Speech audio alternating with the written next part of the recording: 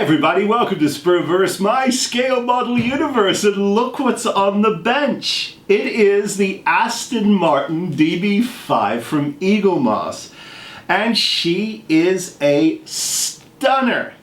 Now, what's interesting is I started out this morning, before I went to film this, thinking I was going to assemble the last 4 or 5 stages on camera. I thought, why not? Well, there's a very good reason for why not. This is a beast! And it has an awful lot of fumbling and struggling to get it together. So I literally started out this morning at 9 a.m. in the hobby shop. And right now, as I'm filming, it's almost 5 o'clock. So that's how much time it took to actually figure it all out. But she's stunning. She absolutely is beautiful, and I'm really could not be happier with this model. So I'm just going to go through a bunch of stuff with you and fire it up. You know, disappointed? No. The technology that runs this is kind of a little primitive, but it's a lot of fun. You get your headlights. You get the horn to blow, you get an engine sound, and you know, you get sort of brake lights and things like that when you put your foot on the brake. But that's about it. I don't need to go through and show you all of that. There's a ton of videos out there that do that. But hey, what I wanted to say was, you know, these things, they don't come naturally to me, and I don't know why. But I have fit issues, and I had trouble with the screws because they weren't labeled correctly. I had 6 or 7 parts of this where the diagrams and the explanations don't match what's going on. I had some issues where I had to get a new windshield that was cracked. There are a couple of dings and things here. The paint isn't perfect. And the color match between the roof panel and the rest of the car it's just completely different. So I don't really know what was going on with this kit when they decided to actually produce it. And I know for some reason in the UK they were starting to, and they stopped. Hey, anyway, here it is. It's 22 editions of these books, beautifully illustrated, with lots of information, fun facts about the show, and it's one of those things where you just have a lot of fun with it, because the Aston Martin DB5 is obviously a very classy car. It weighs a ton. I kid you not. It is really super heavy, but at the end of the day, I'm just absolutely thrilled with it. So, and the final thing here is just to sort of take you through what it is. I've got PhilCam here too, just to give you some extra close-up stuff, because I know some of you will be interested in it. So let me go through some of the fun parts of it in no order of importance, but yes. If I open the passenger door here, and you know, fit it's not the greatest, but hey, this panel does remove, and of course the ejector seat will fly, you know, will pop up if you want it to. Where that's going, I don't know. And it was a very flimsy piece of technology in here. I'll show you on PhilCam, and you can see that what I struggled with was this piece right here, and the seat clip, which you can see here. They don't align properly all the time, so you're constantly struggling with that.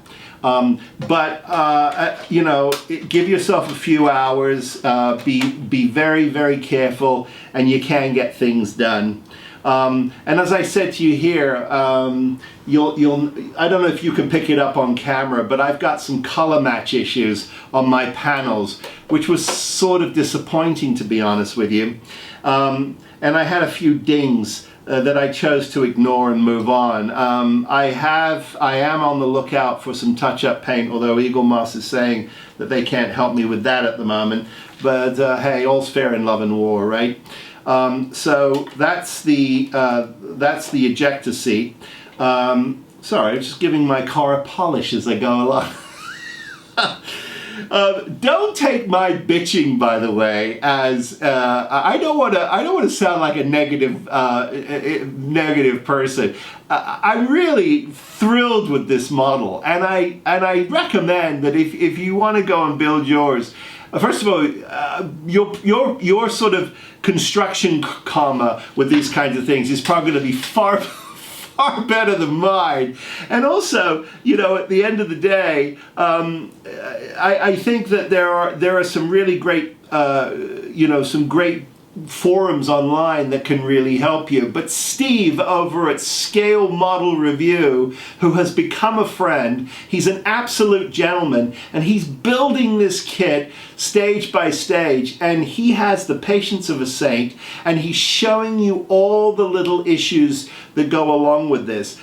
One of the first ones that he saved me on, interestingly enough, is on the driver's side. When you open the door, now, interestingly enough, for some reason, I didn't know this about the car in the movies. I don't think it's ever really been explored. But let me get PhilCam in here because I think it's sort of fun. In the door right here is a telephone. And it's on a little cable. And you can actually pull it out if you want to. I'm not going to try because I've got big fat fingers and we'll spend the next 5 years trying to put it back. But I thought that was a lot of fun. But an interesting thing about that, which I'm really curious about, was that in the issues, as you're going along and you're searching for it, what you realize is they've told you to build the door without even screwing the phone compartment into the side of the door. So if you hadn't watched Steve's videos, you would have had to have gone back, pried open the door panel to get out the card and get that phone back in. So there's another reason why you need to desperately watch his videos, because he will build it. He's doing a fantastic job with that. Some of the other kits, or most of the other kits, go check out World of Wayne. My dear friend Wayne Green over at World of Wayne, he will build these things and fail so you don't have to. And he comes up with, I mean, his build karma is amazing. He can fix anything. My X-Wing was a train wreck. His, of course, came together. And there is something to be said for being mechanically inclined that way, but it's an awful lot of fun. So let me go through a few things here. But before I do, what I have to do is, here we are on PhilCam. I got to show you this. This is spring-loaded. This is the, of course, it's a little clunky, but it's fun. Of course, that's your bulletproof windshield at the back. And we can push that down and get that hopefully to behave itself and stay. Yes, there it will. And then inside the trunk, the genius of this, now I have to put my hand in and feel for it. Talks amongst yourself. There it goes. Can you hear that? The engine started. I'm going to be quiet so you can hear it.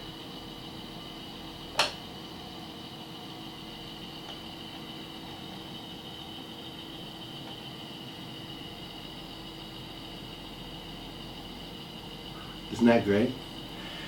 Now, I have a spare so that I can actually show you this, but they give you a key. I have a key to my own DB5. It's awesome. Couple of things in here.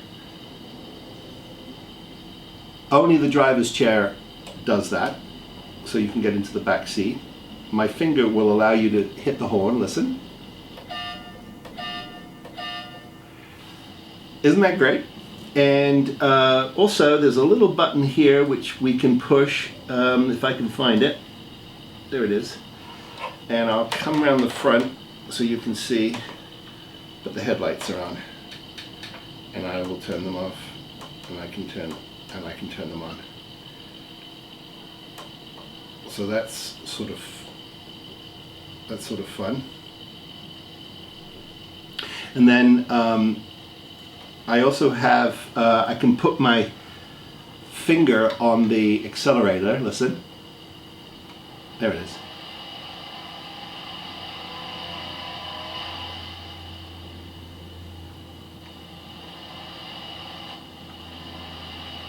Isn't that great?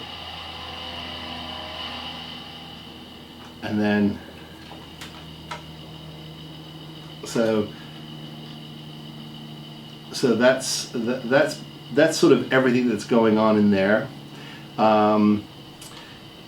There wasn't a whole hell of a lot else to show you. What I can do is hang on. Let me do this. Pop this for a second. And what I can do is show you inside, and I think I can pick this up. I'm not sure. Yeah, let me get it on fill cam for you, because otherwise we'll be here all day. So there, you can see, are all his armaments for the oil slicks, the machine guns, and they're all there. So and I did put a little dry brush of metal on there. And then of course, I have to apologize, but you lift up the gear lever, and there it is, the famous red button right there. And that's the button that Q told him, whatever you do, don't touch that button because it'll engage and fire the ejector seat. And of course he says, ejector seat, you're joking. And that upset Q quite a bit, obviously. A couple of other fun things. Let me take you down here. Oh no, it's only the rear ones, I apologize. You've got your tire slashers. Let me pull one out for you. There it is. You can see. There's the tire slasher on those gorgeous chrome wheels. And that goes back and sits in nicely. None of that is motorized. Obviously the antenna can go up, and there that is there. And then you can put that down. Now you can see I've got some fit issues here with the hinges on the door. Now it is flush to the front. As you can see, it is absolutely flush, but it isn't there. And I suspect that may have a little bit to do with not having all of the screws down properly, although I'm pretty sure that they are down properly. I just I don't know. Everything feels pretty tight and flush. All the wires, everything works. I do want to just pull that here. I do want to show you, of course, the classic. Here, of course, you've got your revolving license plates. As he says, all countries, but I don't know what all countries were. I suppose in those days that was all countries in Europe. Isn't that interesting? But anyway, there it is, and I leave it on the British, you know, the UK plates, because why not? And it's got these little bumpers that do come out. Now I've got machine guns, as you can see, behind the doors here, and they're pretty good. The clips that keep them up are a little funky, and then in the back you've got the oil slick lights that come down. They're all manually. They're all manual, and of course, when you put your foot on the brake, you do get the rear lights to come on. But as I said, you know, I have a few snug fit issues which I couldn't do a lot with, unfortunately. But for the most part, I am pretty excited about this model, and I'm just really happy with it. It was a lot of fun to build, and I do recommend it, but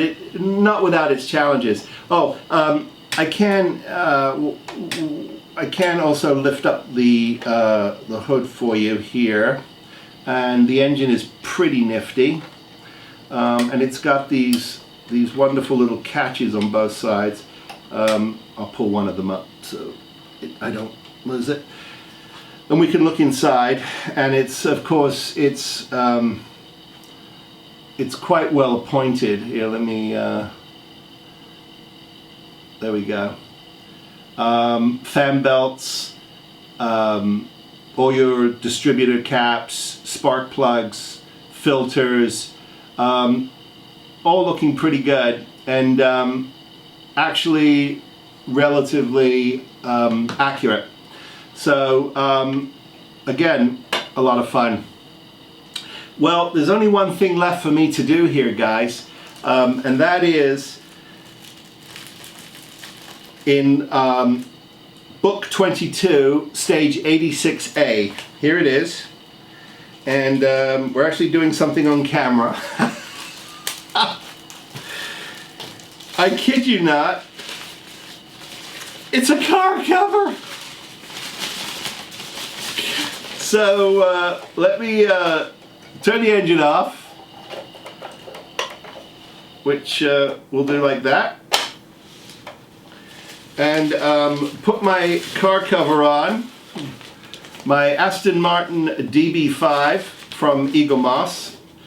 There she goes, under the dust cover. Pretty awesome. And she's now ready to go in the garage, although of course there is a display case they send you. It's a bit clunky, and I don't think it'll fit on my shelf, so I'm probably not going to use it.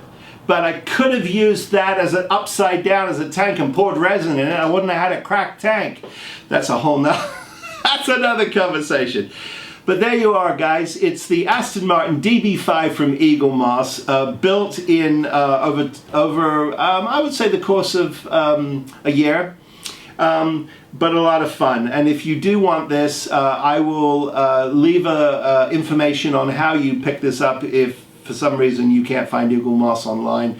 Only available in the States. I don't think it's available in the UK, unfortunately. Hopefully it will be soon again. It should be. It's a great build, and it should be on everybody's shelf if you're building these things.